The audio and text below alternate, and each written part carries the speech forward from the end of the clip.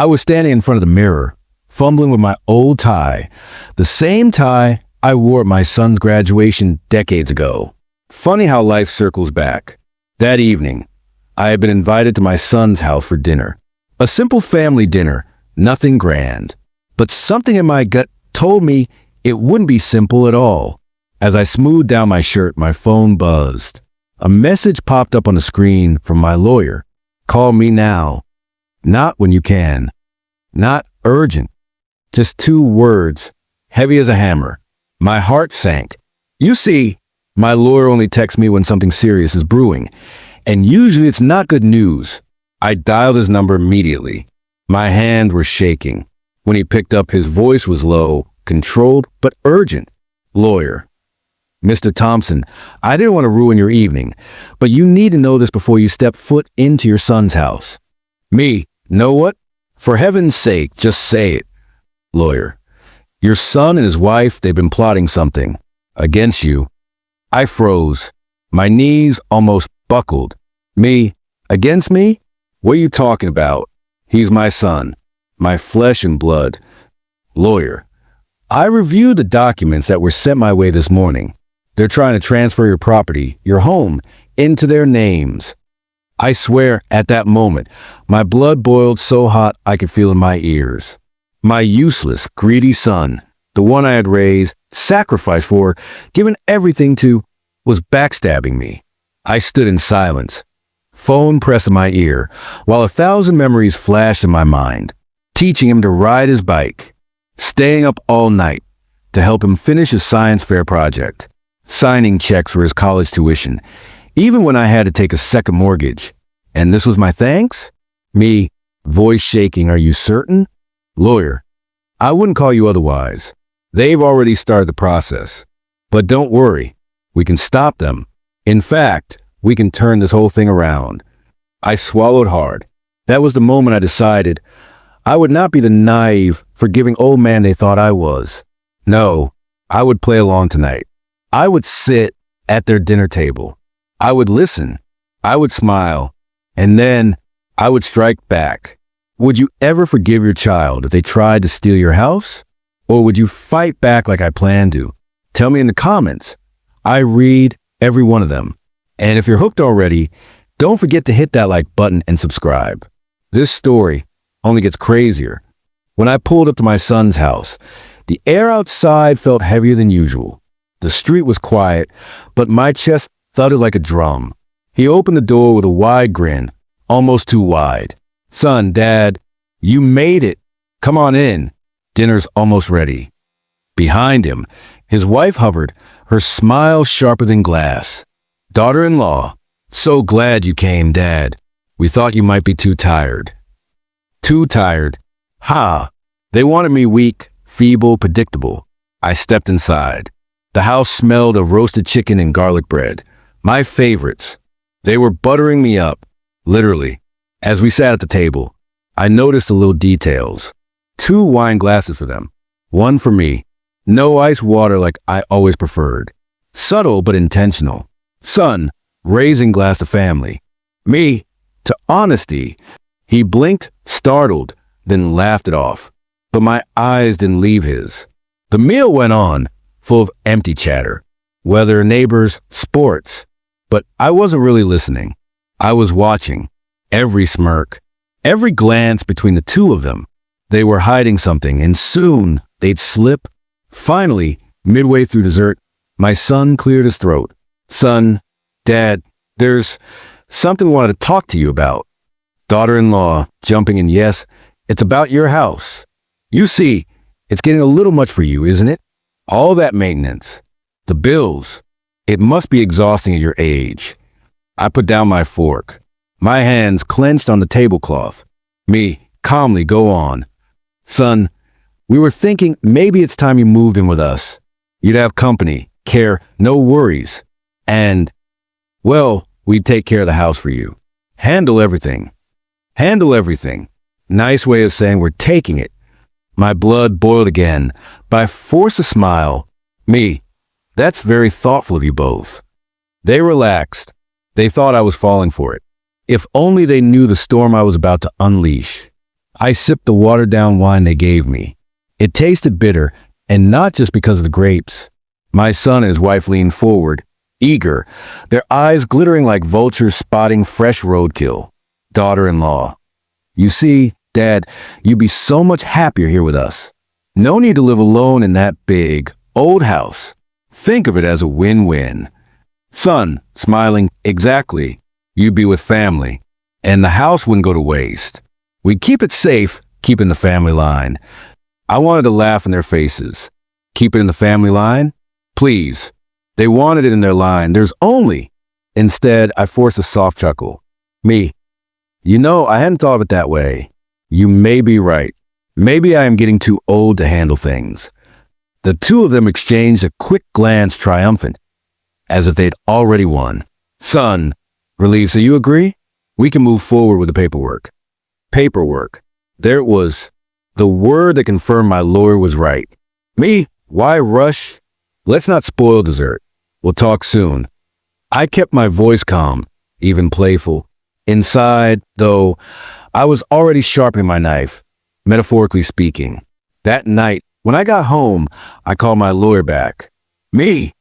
You were right. They brought it up. Tried to wrap it with a bow, like it was for my benefit. Lawyer. Classic. But you did well, Mr. Thompson. Don't confront them yet. Let them think you're falling in line. Me. And in the meantime, lawyer. In the meantime, we prepare. Do you still have the original deed? Me. Locked in my desk drawer. Been there for years. Lawyer. Good. Keep it safe. And we'll draw up a countermeasure. Trust me.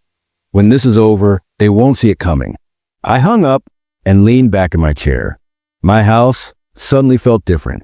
Not just walls and windows, but a fortress. And I'd be damned if anyone, even my son, was going to snatch it away. What would you do if your own child tried to trick you out of your home? Give in for peace or fight back like I planned? Let me know in the comments below. And if you're enjoying the story, make sure you like this video. It helps more people find it. 2 weeks later, I was invited again. This time, it wasn't chicken and garlic bread. No, this was a steak dinner. Expensive cuts, wine that didn't come from a bargain store. They were investing in their performance. Son, Dad, you've been thinking about what we said, right? Me, I have. Daughter-in-law. And don't you agree it's the best option for everyone? I tilted my head, pretending to hesitate. Me, it is tempting. Less stress for me. More security. But I wonder what's the hurry. My son leaned in. His tone grew serious. Son, Dad, we just want to protect you. Things happen fast at your age. If something unexpected happened, the house might end up in probate or worse, sold off. We want to make sure it stays in the family. The mask slipped just for a second. His eyes gleamed too eagerly. He wasn't thinking about probate. He was thinking about dollar signs. I nodded slowly. Me, you're right. Maybe we should get the ball rolling. Their smiles widened like sharks circling blood in the water. The very next morning, I called my lawyer. Me, they're ready to move. How soon can you prepare the counterattack? Lawyer, chuckling, already working on it. Let them hand over their documents. You just play the agreeable old man. I'll take care of the rest. And that's exactly what I did. When my son came by later with a manila folder of papers, he wanted me to sign. I put on my best confused face. Me, squinting. Now, what's this one again? And this line here, what does that mean? Son, impatient dad, it's just a transfer form. Nothing complicated. We'll handle all the tough parts. You just need to sign. I pretended to fumble for my glasses. I stalled. I asked questions that made him sigh. Finally, I said, Me, I'll have my lawyer look it over. Just routine. His face darkened. Son, Dad, that's not necessary. Lawyers make everything complicated. Me, so do dishonest children. The word slipped out sharper than I intended. His jaw tightened, but he forced a laugh. Son, you got jokes, Dad. Fine, take your time. But I could see it in his eyes, frustration, greed, maybe even fear. He knew I wasn't as gullible as he'd hoped. That night, I locked his documents away in my drawer. My lawyer would get a copy first thing in the morning. As I lay in bed, staring at the ceiling, I felt the fire burning inside me. They thought they could trick me, take everything I'd built, everything I'd sacrificed for. They had no idea who they were messing with. I wasn't just a frail old man. I was their father, and this father had teeth. I could tell my hesitation was driving them crazy. Over the next few weeks, my son and his wife called me nearly every day. Some calls were dripping with fake sweetness. Daughter-in-law, "Hi, Dad. Just checking on you. Need anything from the store? Want us to pick up your prescriptions?" Other times, the mask slipped. "Son, Kurt, Dad, we really need to get this paperwork sorted. Delays could cause complications." Complications. The only complication was that they were desperate, and I wasn't budging. I kept dragging it out. Each time they pressed, I'd say, "Me, I just want to make sure I fully understand what I'm signing. You know how forgetful I can be at my age." They laughed politely, but I saw the tension growing. Their patience was thinning. While they fretted, my lawyer and I were crafting a masterpiece. He explained it like a chess game. "Lawyer, they think they're moving their queen into position. But what they don't see is that your rook, your deed, already blocks them. The moment they file anything, it collapses." Me, and when it collapses, lawyer, we hit back. Hard. Every document they gave me, I dutifully photocopied and handed over. My lawyer dissected each one line by line, exposing just how deeply they intended to bury me. They weren't just transferring the deed. They were trying to make me financially dependent on them, redirecting accounts, even adding themselves as caregivers to gain legal control. I wasn't just dealing with greed. This was betrayal on steroids. Have you ever suspected family of plotting behind your back? What would you do if your kids tried to control your entire life? Tell me your thoughts in the comments. And hey, if this story has you hooked, smash that like button. It helps this channel more than you know. One evening, they stopped by unannounced. My son was visibly agitated. He didn't even sit down before blurting, "Son, Dad, what's the holdup? Why haven't you signed yet?" Me, calm. "Because I told you, I want my lawyer to look everything over. That's what smart people do." Daughter-in-law, tight smile. "Lawyers, they just complicate things. We're family. Don't you trust us?" Trust. That word cut like glass. Me, leaning forward. "Trust is earned. And right now, you're asking me to hand over my house, my savings, my independence, all in one neat little signature. Would you trust someone asking for that?" For a moment, their faces hardened. The fake smiles vanished. And I saw the truth, cold, calculating hunger. Then, just as quickly, they snapped back into character. "Son," forcing a laugh, "Dad, you're making this sound worse than it is. We just want to take care of you." Me, quietly funny. "I don't recall asking to be taken care of." The room went silent. Finally, my daughter-in-law changed the subject to dessert, her voice bright but brittle. After that night, things shifted. They began showing up more often, checking in, bringing groceries I never asked for, offering to drive me places I didn't need to go. But beneath the smiles, I saw it. Fear. They were scared I'd back out completely. Scared the inheritance they were counting on would slip through their greedy fingers. And in that fear, I saw my opening. I called my lawyer again. Me. They're nervous, pushing harder. Lawyer. Good. That means they'll make mistakes. We'll let them think you're close to signing. Then, when they lean in hardest, we hit them with a counterstrike. Me. And what does that look like?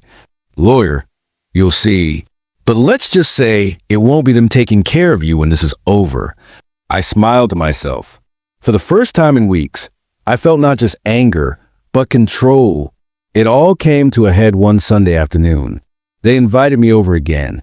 This time, no steak, no garlic bread, just sandwiches on paper plates.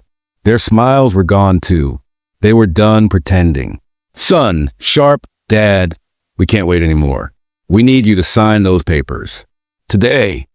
Me, raising eyebrow, need or want? Daughter-in-law, snapping both.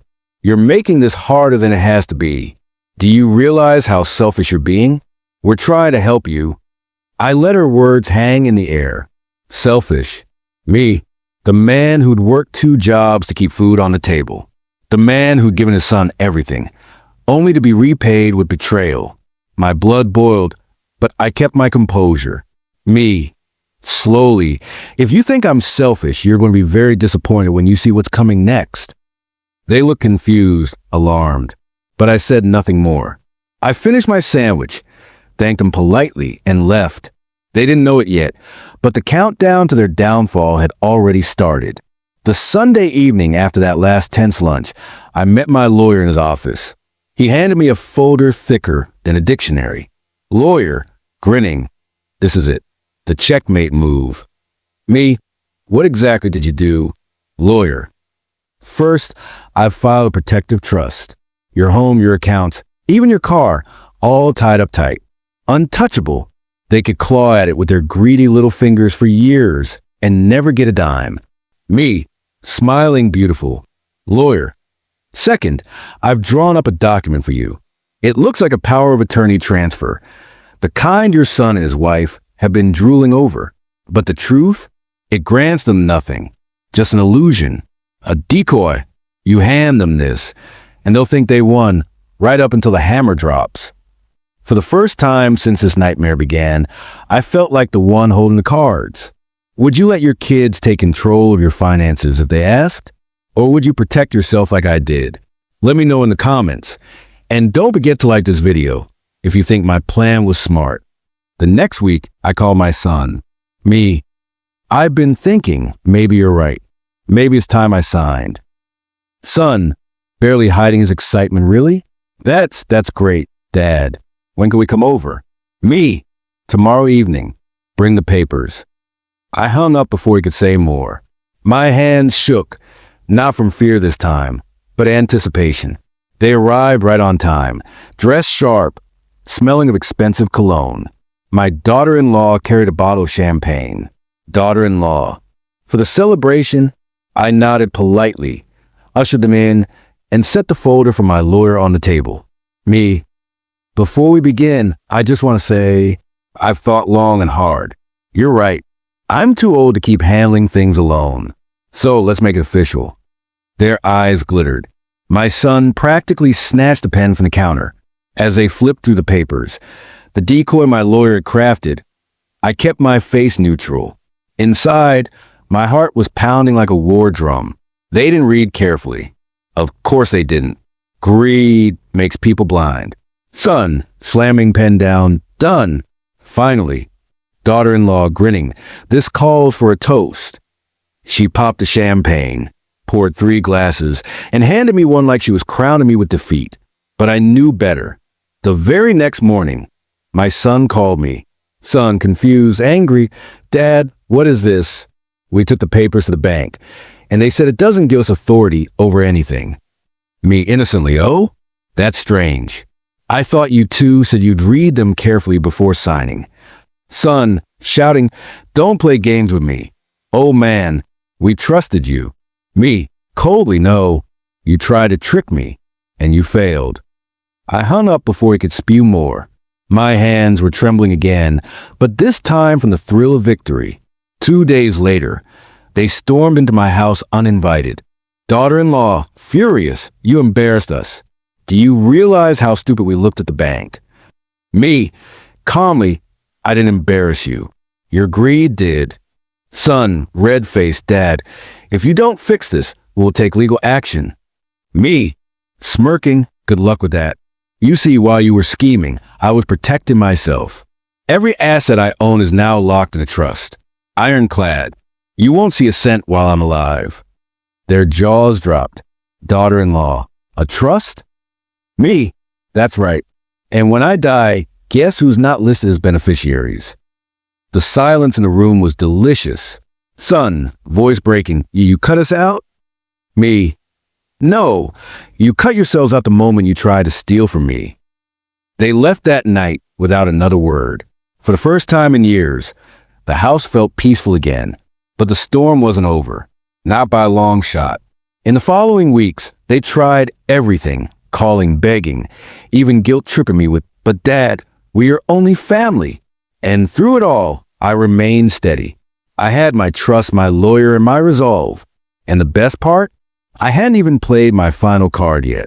I thought cutting them out of my trust would be enough. But greed is like a disease. It doesn't vanish, it mutates.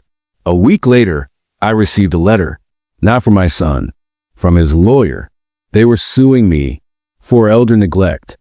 Yes, you heard that right. My own son, the boy I raised, the man I put through college, was trying to paint me as an incompetent old fool who couldn't care for himself. Also, a judge would hand him control. For a moment, I felt the weight of it, betrayal stacked on betrayal. But then, I smiled, because they had no idea I was already 10 moves ahead. On the day of the hearing, I walked into the courtroom with my lawyer by my side.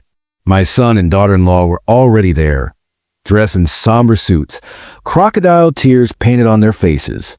They whispered loudly, making sure I could hear. Daughter-in-law. Poor thing, he barely walks straight anymore. Son, judge will see right through him. This will be quick. I ignored them, sat down, waited. When the judge entered, my lawyer rose. Lawyer, Your Honor, before we hear these accusations, I'd like to submit evidence. He handed over the thick folder we've been building for months. Inside, copies of every deceitful document my son had pushed at me. Recordings of phone calls where they pressured me. Even statements from neighbors who had seen them lurking, snooping around my house. And the best piece? A letter.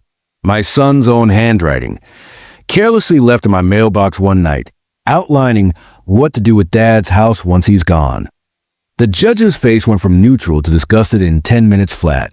Judge. Sternly, Mr. Thompson, is this accurate? These are your children? Me. Steady? Yes, Your Honor. My son and his wife. They wanted my house, my savings, my life, and when I wouldn't sign it over, they tried to paint me as unfit. The judge turned to them. Judge, do you have any defense? My son stammered. My daughter-in-law's face flushed red. They muttered about misunderstandings, but the evidence crushed them like ants under a boot. By the end of the hearing, the judge didn't just dismiss their case. He ordered them to pay my legal fees. What would you have felt, standing in that courtroom, watching your own children exposed? Relief? Anger? Both? Tell me in the comments. I'm curious how you'd react. And if you're still with me, make sure to hit that like button. This story is far from over. When we walked out of the courtroom, my son rushed up to me. His voice wasn't angry anymore. It was desperate. Son, pleading, Dad, please, we just want to help. We didn't mean. Me, cutting him off, don't lie to me. You didn't want to help me. You wanted to use me. My daughter-in-law tried next. Daughter-in-law, fake tears, but Dad, we're family. Doesn't that mean anything to you? Me, cold, it used to, before you turned family into a business transaction. I walked past him, didn't look back. Weeks later, sitting in my quiet home, I signed one last document. Not a deed, not a will, a scholarship fund. My lawyer helped me set it up. Every penny I might have left my son now goes to kids who actually need it. Kids struggling to afford college. The way I once struggled to pay for his, that was my revenge. Not just a 9 to my wealth, but ensure it goes to strangers who'll treasure it more than my own flesh and blood ever did. Sometimes, late at night, I sit on my porch and think about it all. Am I the asshole? For cutting off my son? For refusing forgiveness? For turning my back on family? Maybe. Some might say blood should always come first. That a parent should forgive, no matter what. But I ask you, would you forgive a child who tried to steal your life out from under you? Or would you do what I did? Stand tall, fight back, and make sure they learn that betrayal comes with a price? So tell me, friends, aita? Was I wrong to shut my son and daughter-in-law out completely? Or was I right to protect myself? Drop your verdict in the comments. I read every single one. And if this story made you think, laugh, or even rage, Don't forget to like this video, share it with a friend, and subscribe for more wild, true-to-life stories like this one. Because let me tell you, in families like mine, drama never sleeps.